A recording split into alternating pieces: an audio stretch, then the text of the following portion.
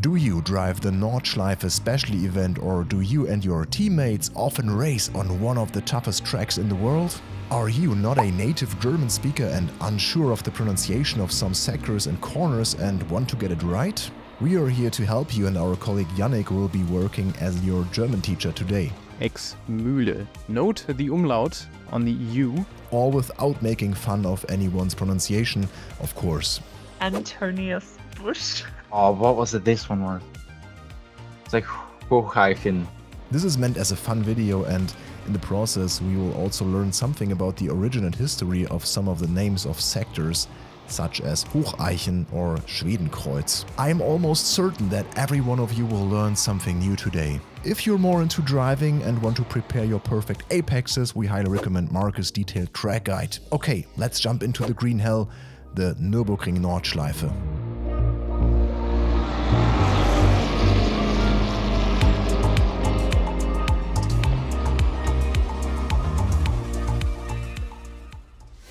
Okay, so here we go for a lap of the Nordschleife, not Nordschleife or Nordschleife, but the Nürburgring Nordschleife. First turn is called Sabine Schmidt's Kurve, named after the Queen of the Ring, of course. If you don't know Sabine Schmitz, there are many documentaries about her, for example from Motor Vision International here on YouTube. In her honor, the first corner on the Nordschleife was named after her in 2021.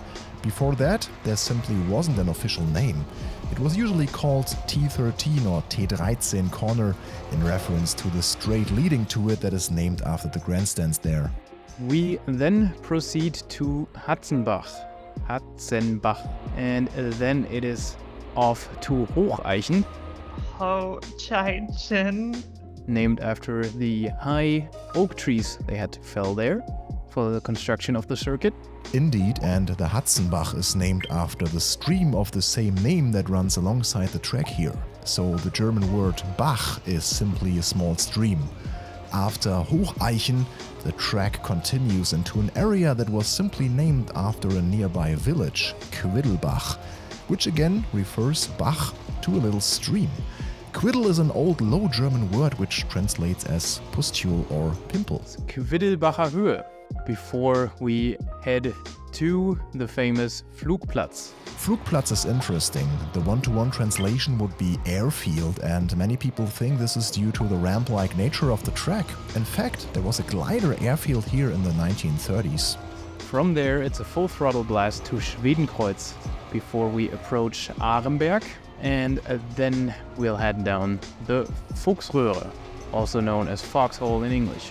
A Schwedenkreuz, or Swedish cross, is a wayside cross made of stone, usually referring to the 30 Years' War, which raged in Germany and Central Europe from 1618 to 1648. This Swedish cross here on the ring commemorates a local major who was slain by Swedish soldiers in 1638. The Arenberg or Arem Mountain is a tertiary volcano 10 kilometers northwest of this section. The Fuchsröhre actually references a fox that once hit during construction works in this section. We then arrive at Adenauer Forst before we get to Metzgesfeld.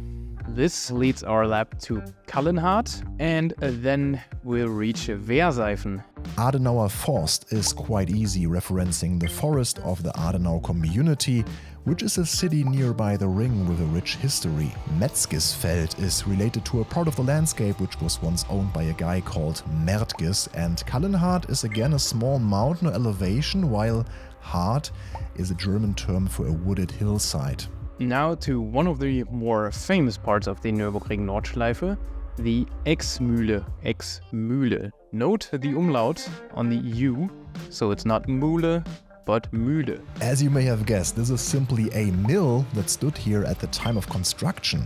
Early plans of the Nordschleife called for the start and finish to be located here, but the owner of the mill did not want to give up his land. Definitely something to think about next time you drive by.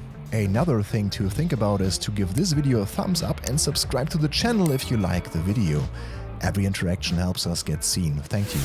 The next sections are about a mine where silver and lead were mined until 1900, a reference to the shape of the valley bassin, and a 14th century monastery. Now to where Niki Lauda had his famous crash in 1976, Bergwerk. From there, we head through the high-speed climb of Kesselchen before we reach Klostertal. That then leads us to the picturesque Caracciola Carousel. Quite the mouthful, Caracciola Carousel. Probably the most famous bend on the Nordschleife was named after Rudolf Caracciola in 2001 to mark the 100th anniversary of his birth, one of the pioneers of German motorsport and Europe's most successful driver in the 1920s and 1930s. Exiting the famous carousel, we head to the highest point of the Nordschleife, namely Hohe Acht. The Hohe Acht is again named after a mountain, actually the highest in the Eifel region. Hedwigshöhe is named after the wife of district administrator Otto Kreuz, the spiritual father of the Nürburgring. Hedwig Kreuz is said to have enjoyed the view from here while her husband was at the construction site. The next sections again have something to do with streams and a well or spring. Pay attention to the Bach. Before we start the final part of the lap at Wippermann, go through Eschbach, head into Brünnchen, famous for its YouTube corner. Note the umlaut again on the U. And then it is on to Pflanzgarten with its famous jump that's still in place today. We also like to call the jump Sprunghügel. The Pflanzgarten itself refers to the gardens of the Counts of Nürburg, who also reside in the castle of the same name in the Middle Ages. Going through the Stefan Bellof S, we approach the Schwalbenschwanz, the swallow's tail. Kind of obvious due to the way the track layout goes there. And exiting that, we head onto the famous Döttinger Höhe.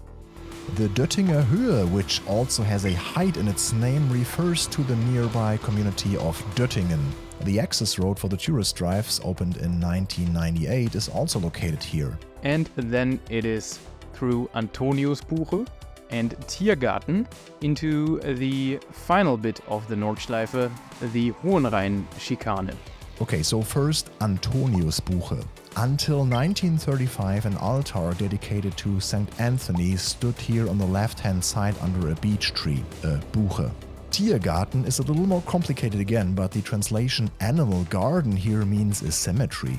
More precisely, a burial ground for the animals of the Counts of the Nürburg who died in battle.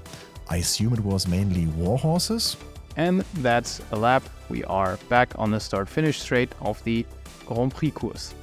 Thanks, Yannick. We hope this was interesting for you today. If you have any questions or more Nordschleife trivia, let us know in the comments. Click here for the next video, have fun, good luck on the ring, and see you next time.